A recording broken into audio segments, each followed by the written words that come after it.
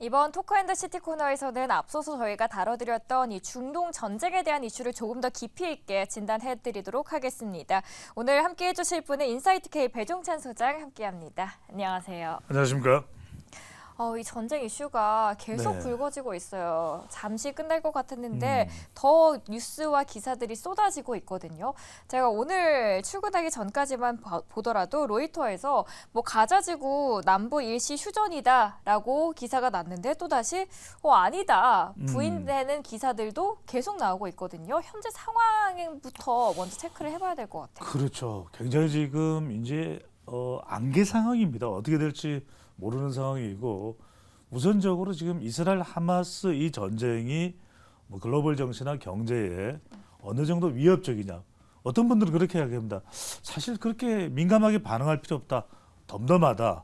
덤덤하게 반응해야 된다. 이런 이야기를 하는데 우리가 이 국제 역사 속에서 또 세계사 속에서 과연 어떤 관계가 정립되고 있는지를 정확히 볼 필요가 있어요. 이스라엘과 하마스 또 이스라엘과 이란의 관계가 경제적인 이유일까요? 정치적인 이유일까요? 종교적인 이유일까요? 아닙니다. 이 셋 다 연관되어 있는 다 거예요? 연관되어 있습니다. 감정적인 거예요. 감정적인 거예요. 그러니까 이란은 이스라엘이 싫어.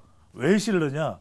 그 자리가 자기네들 영역이었다는 거예요. 그러니까 이른바 시아파 벨트라고 그래서 우리가 대체로 이제 무슬림은 크게 두 개로 나눕니다. 시아파와 수니파인데 우리가 사우디의 경우에는 이 무슬림 국가 중에서 큰 중추가 되는 국가죠. 수니파예요. 그런데 이란, 이라크, 요르단 그리고 쭉 이렇게 레바논까지는 이른바 시아파입니다. 그래서 우리가 이야기를 할 때 하마스 시아파죠. 그러니까 왜 이란이 이렇게 하느냐? 같은 무슬림 형제들인 겁니다. 자매들인 겁니다. 그러니까 우리는 용납 못하겠다. 왜 이스라엘은 넓은 땅에서 2차 대전 이후에 유엔의 협조로 그렇게 살고 있는 거고 왜 우리 형제 자매들인 팔레스타인 주민들은 불과 그 좁은 땅덩어리에 이스라엘의 남서부 쪽에 그렇게 좁은 땅덩어리 230여만 명이 살고 있냐. 왜 이러느냐. 그래서 70년대 이라크의 사다트 대통령도 그걸 견디지 못해서 중동 전쟁이 치러졌던 것이거든요. 그러니까 이런 걸 보면은 이게 감정의 골이 깊다라는 것은 상당히 지금 많은 수천 명입니다. 지금 정확하게 사실은 파악도 안 돼. 지금 이 시간 현재 CNN은 2,600여 명 정도가 하마스 지금 가자지구 쪽에서 사망을 했고 이스라엘이 한 1,600명 정도 사망했다는 이건 몰라요. 더 될 거예요. 이건 무슨 얘기냐면 지금 이렇게 형제 자매가 죽고 있는 상황에서 전쟁이 끝났다고 해서 끝날 것이 아니에요. 이란은 또 언제 이스라엘에 보복할지 모릅니다. 또 이스라엘의 정말 이 전투력은 우리가 너무나 잘 알려져 있잖아요. 모사드도 있고 등등 있잖아요. 그죠? 아이언돔까지 이 미사일 방어 체계까지 만들어져 있는 것이 이스라엘입니다. 그런데 이 이스라엘이 단 한 번의 전투 패배가 있어요. 누구냐? 헤즈볼라입니다. 바로 지도를 보면 우리가 지도를 좀 화면을 보여주시면 좀 좋을 텐데 지도를 보면 이스라엘의 남쪽에 가자 지구가 있고 그 바로 밑에 이집트가 있고 위쪽으로는 미사일을 계속 지금 현재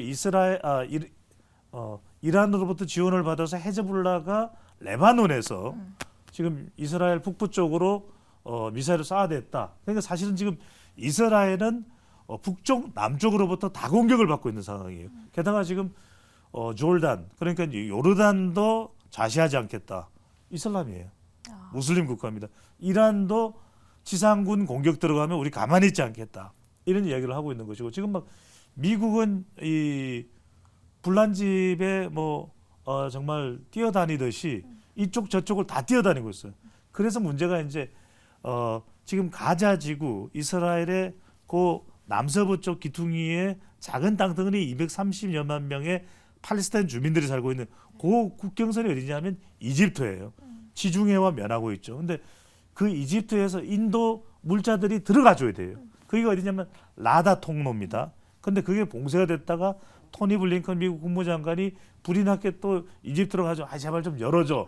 이래서 이제 살짝 열려서 지금 인도적인 물자가 들어가고 있다고 하는데 그래서 이제 남부 쪽으로 이 팔레스타인 주민들이 내려갈 수 있도록 하기 위해서 위쪽은 이제 가자지구 북쪽은 다 전기도 끊고 물도 끊어버리고 남쪽에는 이제 물은 나오게 한다는 거예요. 그런데 지금 나오는 외신 부대 알자지라 보도에 따르면은 이 남부 지역의 가자지구 남부에 물이 나오는 것도 정확하지가 않다. 이런 상황이 되면 이건 제가 볼 때 걷잡을 수 없는 상황으로 지금 가고 있는 것 아니냐. 우리가 간단히 볼 것이 아니고 이스라엘은 무려 36만 명의 예비군 동원령을 내렸거든요. 그리고 베냐민 네타냐후 이스라엘 총리가 거의 최장기 집권을 하고 있어요. 그래서 하마스를 절멸시키겠다. 그런데 하마스를 절멸시키기가 쉽지 않은 게 마치 예전에 70년대의 베트남 전쟁 때처럼 땅 밑에 터널을 파서 옮겨 다녀요. 이 땅 밑에 터널을 다 파면 뭐 정말 엄청난 길이가 된다고 이야기를 합니다. 그런데 그게 지하로 한 30m 밑까지 지금 파들어갔기 때문에 여기서 이제 자칫 이스라엘 지상군이 그 안으로 굴러 들어가면 부비 트랩이 터지는 등 엄청난 일들이 벌어질 거예요. 그래서 지금 상황은 정말 많은 대한민국의 중동 전문가들이 있지만 걷잡을 수가 없는 상황이다. 이렇게 봐야 될 것 같습니다.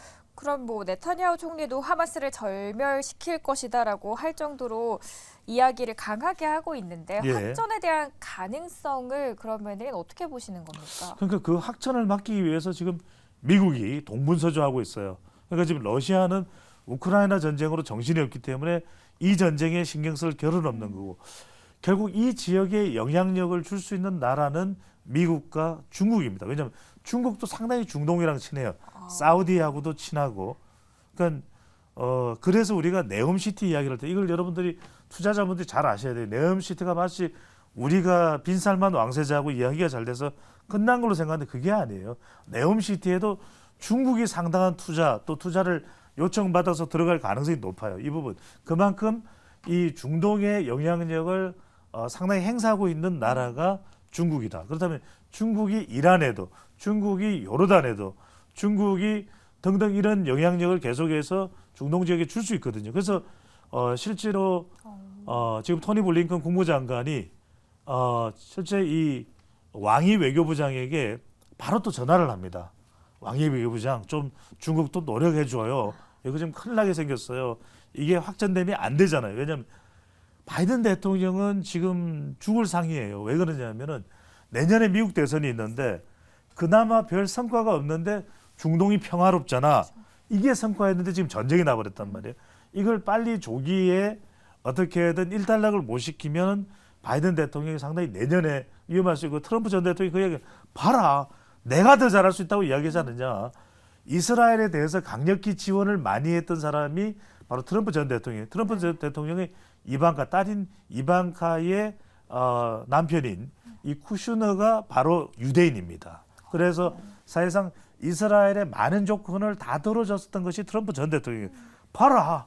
내가 했을 때면은 이스라엘이 더 좋았는데 바이든 대통령이 되니까 안 좋아지지 않았냐. 뭐 이런 이야기를 하면서 내년 대선에까지 영향을 줄 수가 있어요. 실제로 지금 여론조사 결과도 트럼프 전 대통령이 조금씩 앞서가고 있는 상황이기 때문에 바이든 지금 대통령은 상당히 지금 혼쭐이 나고 있는 상황이거든요.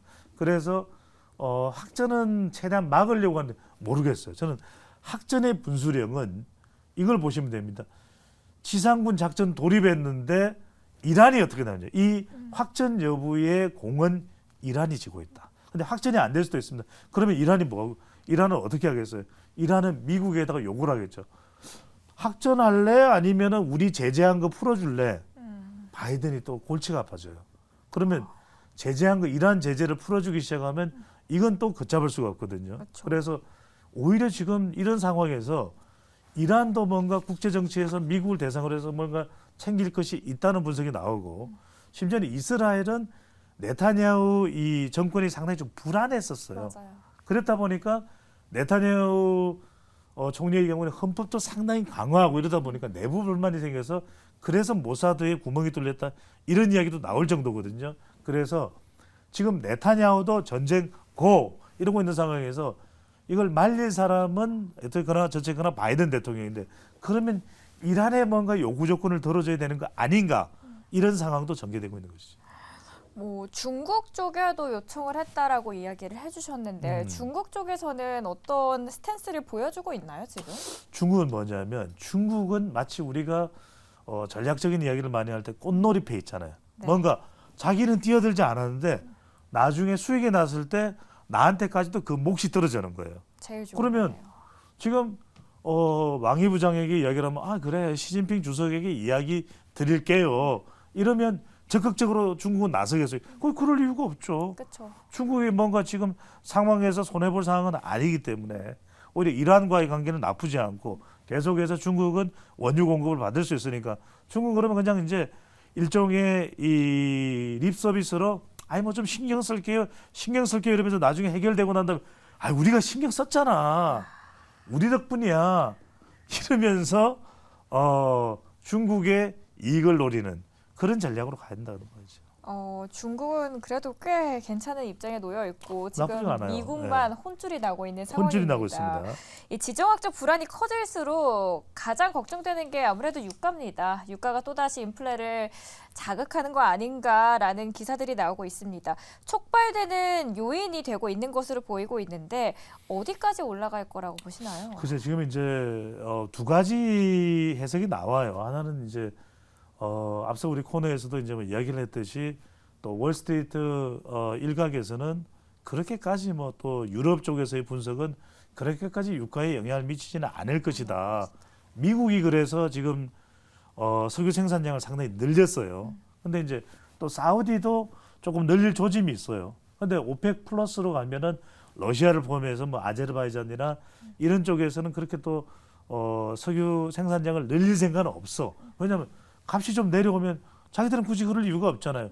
앞으로 이제 하반기에 날씨가 추워지면서 난방비 수요량이 늘어날 텐데 그럴 때는 돈을 더 벌 수가 있는 것이거든요. 그렇다면 굳이 유가가 높이 유지가 되는 상황에서 적정 생산량을 유지하면 되지. 자 지금 여러 가지 중동 사태 때문에 유가 안정을 위해서 더 생산을 한다? 그럴 가능성은 없어요. 근데 또 하나는 뭐냐면 지금 이란 문제입니다. 앞서 말씀드렸듯이 이 유가에 이 고삐를 쥐고 있는 것도 이란이다. 만약에 이란이 이제 전쟁에 뛰어들게 되면은 이스라엘이 이란 쪽에 미사일을 쏠 수도 있어요. 여러분들이 외신 보도를 많이 보면서 요즘에는 알자지라와 그 다음에 CNN을 많이 보시면 됩니다. 그게 이제 실제 밑에 다 번역이 돼가지고 나오기도 하는데 그런 내용들을 보면은 이스라엘이 이란으로 미사일을 쏜다. 만약에 이란까지 날아가는 미사일은 가지고 있어요. 이스라엘이. 그런데 그렇게 되면 이란이 이제 어떻게 나오겠어요? 자, 우리도 미사일 쏘겠다. 그러면서 호르무즈 해협을 봉쇄를 해버릴 거예요. 호르무즈 해협을 봉쇄해버리면 전 세계 석유 생산량의 20에서 25%가 통과하는 호르무즈 해협이죠. 그러면 사우디에서 생산된 거, 아랍에미레이트에서 생산된 것도 카타르에서 생산된 것도 통과가 안 돼요. 그럼 직격탄을 맞는 것이 어디겠다? 어딜까요? 예, 동북아시아. 그러니까 일본, 한국, 중국, 완전히 유럽까지 큰일이 납니다. 그런 상황이기 때문에 전 세계 블랙 먼데이가 정말 일주일 내내 한 달 내내 만연해지는 상황이 될 수도 있거든요. 그렇기 때문에 거기까지는 사실은 안 갈 거라고 봐요. 미국이 그렇게 손 놓고 있겠느냐. 그리고 세계 경제가 그렇게 몸살이 완전히 그냥 와병 상태로 눕게 되는 상황이 될 수도 있는데 그걸 간과하겠냐. 또 그러다 보면 사우디는 어차피 수요에 따라서 돈을 벌기 위해서 더 생산할 것이다. 아랍에미레이트도 그렇고 이런 이야기도 나옵니다. 러시아도 지금 전쟁 따른 물자 때문에 더 생산을 해줄 것이다. 이런 이야기도 나오는데 자칫 지금 150달러 상승 전망이 나와요. 네. 그런데 에너지 가격이 올라가면 이 에너지의 의존도가 수입 의존도가 가장 높은 나라 중에 하나가 어디입니까? 대한민국이죠. 네. 전기료도 올라갈 수 있거든요. 근데 정부가 당장 전기료 못 올릴 거예요. 추가적으로. 그럼 그걸 내부적으로 감내를 해야 되는데 그러면 물가는 또 올라갈 수밖에 없습니다. 그러니까 이렇게 되면은 물가가 올라가는 상황이다. 미국도 심리적으로 물가가 더 올라갈 수가 있겠죠. 그러면은 연준의 태도도 달라질 수 있어요. 그렇죠. 올해 내로 베이비 스텝 25 BP 정도에서 마무리를 한다고 했던 것을 내년 초에 한 차례 더 1분기에 올릴 수 있다. 파월 연준 의장이 이렇게 이야기하는 순간 고금리가 상당히 길어진다는 이야기잖아요. 금리가 낮아지기 어렵다 생각하면 이건 부동산 시장에 미치는 영향이 또 크거든요. 지금 서울도 우리 대한민국도 지금 부동산 경기가 상당히 안 좋은 상황에서 주담대, 주택담보대출 상당히 지금 가계부채 늘어나고 있는 상황에서 우리 경제의 주름살이 더 깊어질 수 있다. 물론 좀 낙관적으로 보는 의견도 있습니다. 추경호 부총리가 지금 미국 출장 중인가요? 하여튼 그런 상황인데 지금 내년에는 우리가 2%대로 올라갈 것이다. 경제 성장률이 올해 이제 1%대 이야기를 하고 있는데 그렇다면은 상당히 좀 무역 수지 등 반도체 쪽도 개선될 것이다. 이렇게 이야기를 하고 있습니다만 이건 몰라요. 왜? 상당히 지금 최첨단 반도체 제품 같은 경우에는 이스라엘에서도 생산하는 게 있습니다. 지금 인텔 전 세계 생산량이 한 11.4% 5% 정도를 이스라엘의 공장에서 생산하고 있어요. 굉장히 고부가가치 첨단 기술 제품이거든요. 그게 영향을 또 받을 수 있으면 상당히 또 가격 자체가 올라갈 수도 있는 거죠. 수급도 문제가 될 수가 있고 그런 상황이 벌어진다면 우리한테도 결국 달가운 소식이나 뉴스는 아니죠. 그러니까 결국 경제는 전쟁 시점에 어떤 특정한 분야, 방산이나 이런 쪽은 굉장히 좋아질 수 있지만 전반적으로 전 세계 경제는 상당히 위축될 가능성이 있다. 이런 부분들을 우리가 예의주시할 필요가 있겠습니다. 네, 지금 상황이 지속되면은 고금리 장기화에 대한 우려감도 커질 수 있고 그럼 전 세계적으로 영향이 또다시 불거질 것 같습니다. 그렇다면 이 시점에서 이제 우리 투자자분들은 고민을 해야 될 것 같아요. 그렇죠. 네. 어디에 투자를 해야 될지. 예. 사실 그렇게 좋은 소식은 아니지만 그 안에서 우리가 좀 어떻게 헤쳐나가야 될 방법들을 생각을 해봐야 되니까요. 이럴 때일수록 어디를 봐야 될까요? 그렇죠. 이럴 때 우리가 과거의 경험도 도움이 될 수 있고요. 어떻게 우리가 포트폴리오를 할당하는가가 중요한데 저는 한 25%의 포트폴리오를 좀 전환할 필요가 있다. 에너지와 관련된 부분도 상당히 주목을 받을 수밖에 없고 그 결과적으로는 이걸 어떻게 유통하느냐. 그러니까 이제 제한된 공급량을 어떻게 소비자들에게 전달하는 그 채널을 쥐고 있는 쪽에 우리가 주목을 할 필요가 있고 단기적으로도 그렇지만 이 기업들이 내용을 좀 들여다보면 상당히 우리가 주목을 해볼 기업들이 있어요. 그동안 우리가 주로 대기업들만 봤단 말이에요. 그렇죠. 이럴 때 덩치가 큰 기업은 오히려 힘든 상황에서 버텨내기 쉽지 않은 경우도 있습니다. 그래서 주로 이제 지금 에너지를 유통하는 기업들이 중앙 에너비스인데 여기가 한 패밀리, 한 시성을 가진 패밀리의 회사입니다. 그런데 지분율이 가족들 그러니까 아버지 형제, 사촌 형제까지 포함하면 50%예요. 좀 주목하실 필요가 있습니다. 중앙 에너비스가 전국적으로 부동산도 많이 가지고 있고 대한석유나 흥구석유도 이런 유통 과정에서 여러분들이 주목할 만한 기업될 수가 있는 뭐 롯데케미컬이나 뭐 SK나 이런 정유 기업들은 이노베이션은 상당히 우리가 큰 기업으로서 그동안 주목을 많이 해왔던 기업들이지만 이럴 때 에너지 관련해서 우리가 좀 주목을 해뒀고 상당히 재무 구조가 괜찮고 계속 장기적으로 영업이익을 내년까지도 예상해왔던 기업이라면 특별히 나빠질 건 없잖아요. 그런 면에서 에너지 가격이 올라가도 우리 소비할 수밖에 없습니다. 석유, 자동차에 기름 안 넣어요 그러면 넣어야죠. 타고 다녀야죠. 그래서 그렇죠. 그런 상황에 주목을 해보실 필요가 있겠고 바로 좀 넘어가서 말씀드리면 결과적으로는 상당히 이제 전 세계의 안보 질서가 불안정해졌다. 그렇다면 우리가 주목할 것이 결국은 방산 기업이에요. 네. 왜냐? 가장 가성비 있게 빠른 시간 내에 고장이 나더라도 서비스가 가능한 방산. 네. 이게 정말 놀라운 일이에요. 한때는 우리가 80년대, 90년대, 2000년대 초반까지 전자제품을 압도했다면 그 뒤에 시장을 넘겨받은 쪽이 중국이었는데 지금 미국, 독일 이렇게 상당히 이 무기 체계에서 앞서 나가고 있던 기업들을 우리가 사실 지금 한국이 대체하고 있어요.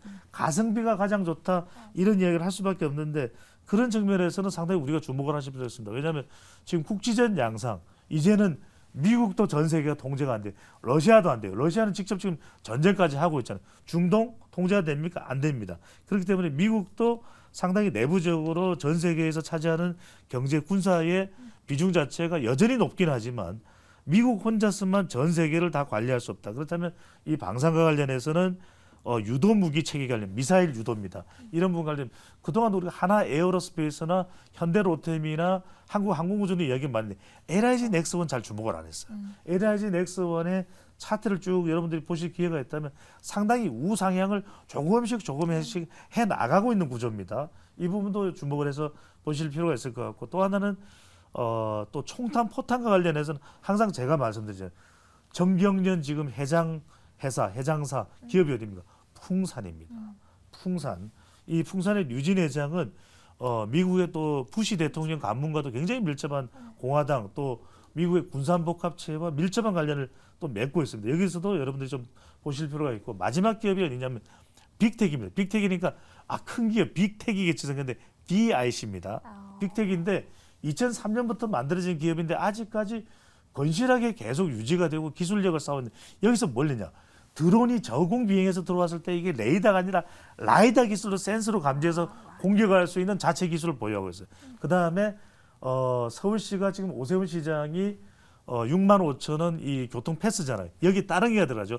따릉이를 그 원격으로 이렇게 감지해낼 수 있는 그 시스템도 따릉이 관련 기술을 빅텍이 가지고 있습니다.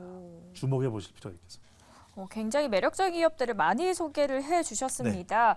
에너지 쪽도 이야기를 해주셨고 방산 쪽도 이야기를 해주셨거든요. 방산과 에너지를 고르자면 굳이 어디를 고르시겠습니까? 둘 다 골라라. 둘 다 골라라.